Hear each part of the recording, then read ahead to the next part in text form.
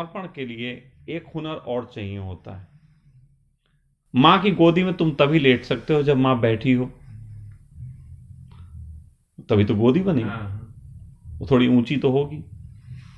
नाई की कुर्सी में सोचो, नाई नीचे से मालिश कर रहा है, नीचे से बाल काट रहा बैठ के, तुम सो नहीं पाओगे।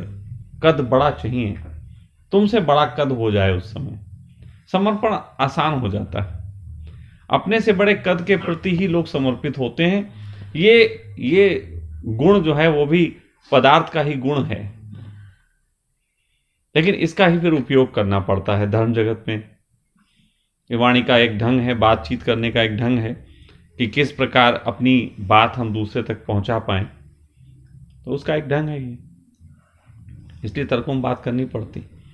अब वो बात अलग है कि अब कुछ लोगों को अपने में तो स्वाद आ गया, लेकिन दूसरे को नहीं बता सकते, तो वो जिस तरीके की बातों से बात टाल जाते हैं, तो उससे कभी फायदा नहीं होता, किसी को नहीं होता, कसमसाता रहता है मन। हाँ बिल्कुल, क्योंकि ऐसे लोग बहुत दुनिया में हुए जिन्होंने जान लिया, लेकिन जना पाना एक दूसरी बात हो गई, वही बहुत दूसरा खेल होता है।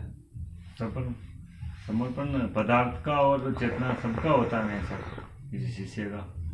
पहले पदार्थ का ही मान लो, क्योंकि पदार्थ में चेतना शामिल है। उसके बाद ही ऐसा समझो, पदार्थ और चेतना ऐसे ही है जैसे बटुआ और बटुए में रुपया। मैं कहूँ बटुआ दे दो, रुपया तो अपने आप आ गया, बटुआ दे दो बस। वो समर्पण होगा तो ही वो अतीन्द्रिय स्वाद, मतलब अतीन्द्रिय द्वार बाद नहीं खुलता ना। तो वो चीज़ें जो हैं, कोई इसमें अलग अलग करने की ज़रूरत नहीं है, वो बहुत बिल्कुल करीबी मामला है। लेकिन वही बात कि तुम हमेशा गुब्बारे को ही देखे, गुब्बारे की हवा देखे ही नहीं,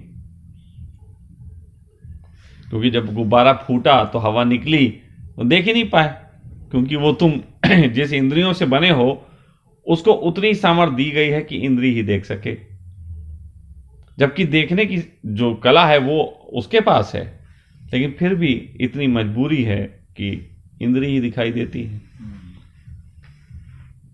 वो उसके पीछे वाला नहीं दिखाई देता। ये होता है। किसी के जीवन में गुरु का पदार्पण होता है, ये अस्तित्व की कृपा से होता है या गुरु की अपनी खींच, कहते हैं गुरु खींच लेता है? ये नहीं यार, ये सारी फिलॉसफिकल बहुत अच्छी बातें हैं, इन पे दोनों तर्क दिए जा सकते हैं। आप अपना वास्तविक कि मैं ये सब फिलॉसफी, कोई गुरु कहते हैं कि जब तक गुरु का आशीष ना हो तब तक शिष्य पहुंचता नहीं। तो घंटा बाकी लोग जो पहुंचे उनका क्या? प्रैक्टिकल बात क्या है? फिर अगर बात कहें कि शिष्य कहे मैं ही पहुंचता हूं, तो शिष्य हर बार सटीक जगह ही क्यों नहीं पहुंच जाता? भटकता क्यों? ऐसा कुछ नहीं है, ये जगत के बड़े खेल हैं।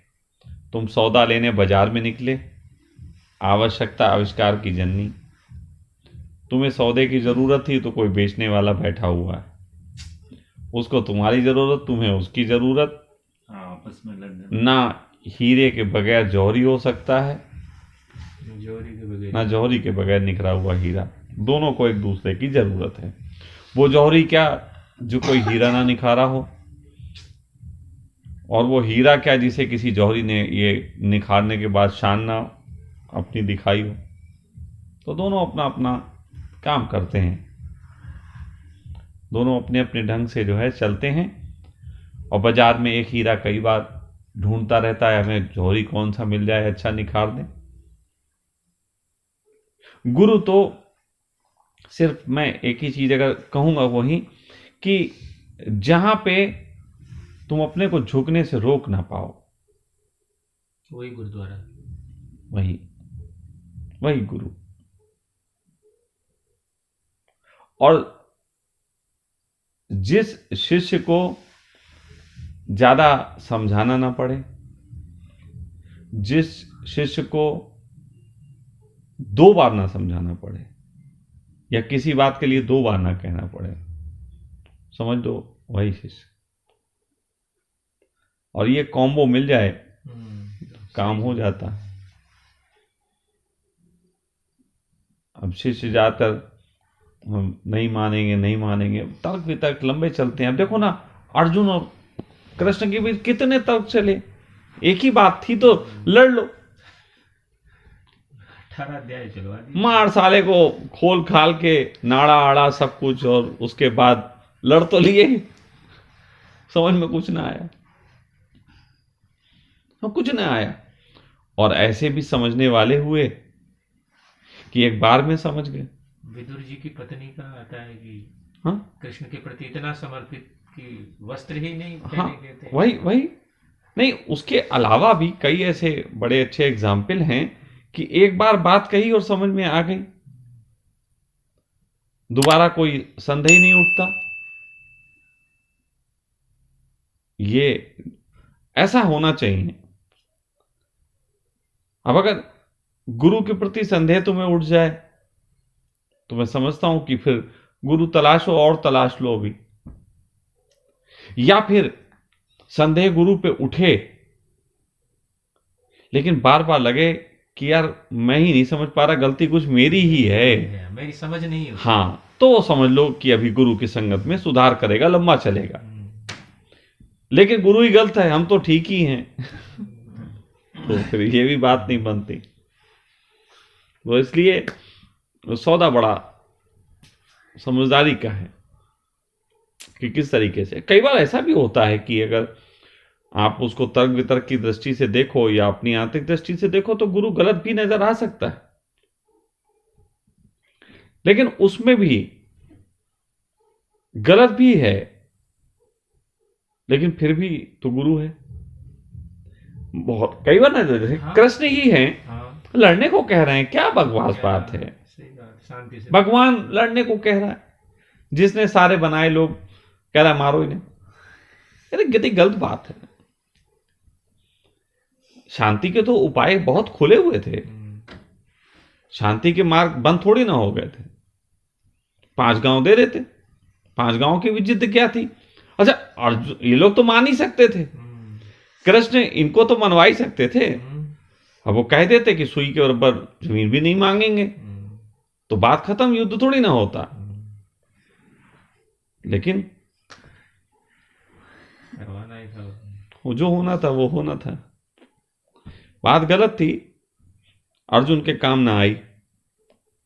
अर्जुन चिट्ठी बन गया, बहुत लोगों तक पहुंचवाई, जिसके काम आई उसके काम आई। तो ऐसा होता है। तो अर्जुन की वजह से गीता भी तो मिली लोगों के लिए। अगर अर्जुन इतने प्रश्न नहीं करता, हाँ, ये तो पक्की है। कि मानवता को जो एक ग्रंथ मिला या जो समझ मिली, देखो, मूर्खों से किताबें तो बहुत निकलती, जितना विद्वान होगा उतनी कम किताब निकलेगी। अगर मूर्ख किसी के पास इकट्ठे ना हो तो कहां से किताब निकल पाए। मैं अकेले, मुझसे एक बार किसी ने कहा कि स्वामी जी, बहुत साल पुरानी बात है, वो अखबार निकालते थे, कहने लगे स्वामी जी एक लेख लिख दो। तो हमने कहा भाई किस विषय पे लिख दूं? कहने लगे गणतंत्र दिवस लिख दो। वो अखबार था ना, गणतंत्र दिवस पे एक लेख स्वामी जी अच्छा सा लिख दो। तो मैंने कहा यार बताओ ना क्या लिखना है, थोड़ी सी कुछ बात तो करो, कुछ तो प्रश्न करो, तो मैं उस पर फिर कुछ बोलूं। क्योंकि तुम मुझसे पूछोगे तो मैं तुम्हारे मनोविज्ञान से परिचित हो जाऊंगा, और तुम्हारे प्रश्नों से मैं और भी चीजों से परिचित होऊंगा, तो मैं लिख दूंगा। अरे बोले नहीं, अपने हिसाब से जो लिखना हो वो लिख दो। तो हमें कुछ लिखना ही नहीं, सही बात है, अपने हिसाब से तो हमें कुछ भी नहीं लिखना। जो कुछ भी लिखना है वो तुम्हारे हिसाब से लिखना है। मुझे मेरी क्या जरूरतें कोई है ही नहीं, मुझे कोई लिखना भी नहीं, मुझे कुछ कहना भी नहीं। वो तो जब तक आईना ना हो मैं अपनी टाइट ठीक क्यों करूं? आईना का मतलब सामने लोग। अभी आपको मैं भेज दूं, चांद पे भेज दूं, वहां कोई नहीं। नितिन, चांद पे कोई है? नहीं। एक बाल नहीं बचा। हाँ, मतलब एक बात, चांद पे तो एक बाल भी नहीं है। मतलब जंगल में तो फिर भी पेड़ पक्षी है ना। वहां भी कोई आदमी जाए कपड़े तो पहन ही लेगा, फिर बंदर नहीं देख लिया, हाँ हाथी ने देख लिया। जैसे जैसे दो साधु एक जगह खड़े हुए थे, नागा साधु, तो वहां पे दो हाथी गुजरे, तो हाथी ने देख लिया नागा साधु को, तो दूसरे हाथी से कहने का भैया ये खाना कैसे खाता होगा।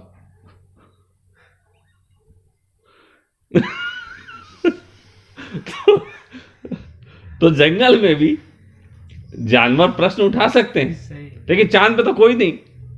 अगर मैं चांद पे भेज दूं, कपड़े पहनोगे? जरूरत भी नहीं है। चांद पे एफबी पे आओगे? कोई वहां एफबी देखने वाला नहीं। नहीं फिर वहां जाके बताओगे हम इस जात के, हमारा नाम ये है, डायनेमिक करोगे? जरूरत नहीं कुछ भी नहीं। तो उसी प्रकार जब तक आईना सामने ना हो, कोई देखने वाला ना हो, तो आप कुछ भी नहीं करेंगे। तो जब मैं अपने में होता हूं तो मुझे किसी से कुछ कहना ही नहीं, और अपने को कुछ समझाना नहीं, मन से बातें करता नहीं, मन से बातें नहीं करता। मुझे तो एकदम आदेश आता है, जैसे आकाशवाणी होती मेरे अंदर, आकाशवाणी होती है, मैं तुरंत अंदर कमरे से निकल आता हूं, सुनो बात इकट्ठे हो, अभी बात आई है, नहीं नहीं आकाशवाणी है। असल में यही आकाशवाणी होती है। आकाशवाणी है। ऐसी थोड़ी ना होती कि आकाश में बिजली कड़क रही और शब्द लिखे जा रहे हैं, ना या कोई ऊपर लाउड स्पीकर खोल गया, ऐसा नहीं होता। ये कौन? आकाशवाणी ऐसी होती, कमरे में बैठे, कल सुबह सुबह विचार आया, आ गया था 3-4 बजे ही, हाँ हाँ लेकिन अब उस वक्त नहीं उठाया तुम लोगों को, तो मतलब आकाशवाणी हो गई थी। अब हम परेशान थे कि आकाश की वाणी अब तुम लोगों को कैसे सुनाएं, तो फटाफट सुबह जैसे ही हुई, और जल्दी से इकट्ठे हो, आकाशवाणी हुई है, ताज़ा खबर। सुनो। तो मन से चर्चा नहीं होती, आकाशवाणी होती है। वो आकाशवाणी मैं आपको बता देता हूं। अब आकाशवाणी अपना काम करती है, फिर अपने तरीके के आयोजन शुरू कर देती है। एक आकाशवाणी हो गई थी कंस के समय में, उसकी वजह से ये कारागृह वगैरह सब सजे, और सच कहें तो कृष्ण के जन्म का कारण ही वही हो गया। अगर कारागृह नहीं होता तो कृष्ण भी नहीं होते, कृष्ण कारागृह में ही पैदा हो सकते थे। तो उसी तरीके से आकाशवाणियां बहुत कुछ करवा देती हैं। तो प्रभु ऋषि जो कहता है कि मेरी वाणी मन में स्थित हो और मेरा मन वाणी में स्थित हो, तो मन वाणी में स्थित कैसे होगा, या संवाद मन में कैसे स्थित होंगे?